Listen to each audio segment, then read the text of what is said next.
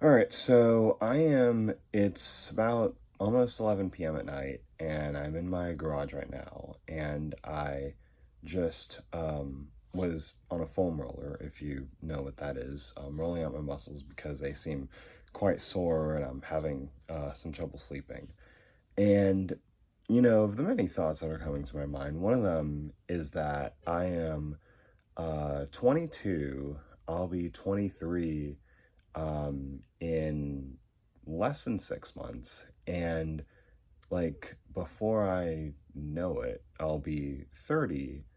And right now, I'm not where I want to be in life. And this thought, it made me at first think, like, okay, well, what do we got to do? Like, should we do this? Should we do that?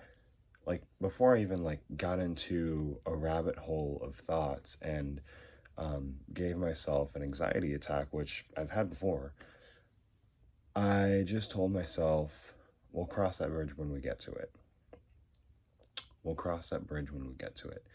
And it's very interesting, guys, that like there was one time when I don't know what I was, asking ChatGPT about, and you can judge me for using ChatGPT, fine.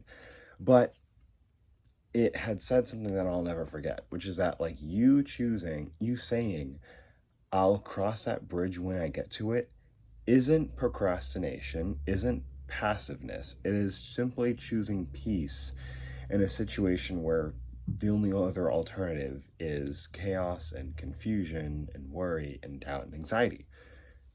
Nothing wrong with that, guys. There's nothing wrong with that. Get it out of your head that having the whole thing figured out right now is what you need. Mm-mm. And as a person of faith, this is like especially a lesson that you and I need to learn and implement more in our daily lives. Like, it reminds me of how in this book that I'm reading called The Anxiety Opportunity by Curtis Chang, he talks about how when people, I think when Jesus' disciples like asked him for guidance or like they're worried about a certain situation, they didn't, talk to Jesus and then get from him a list of like how all of their problems are going to be solved or their worries are going to be gone, any of that. They got reassurance that Jesus is who he says he is.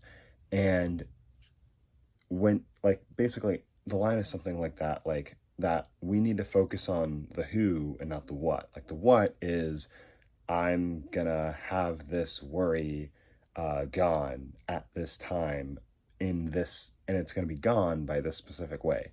But that's not how it works. How it works is put one foot in the other. Yeah, put one foot in front of the other and let God do the rest. Because that's all we can do, guys. That's all we can do. So yeah, just my thoughts. I love y'all. Take care.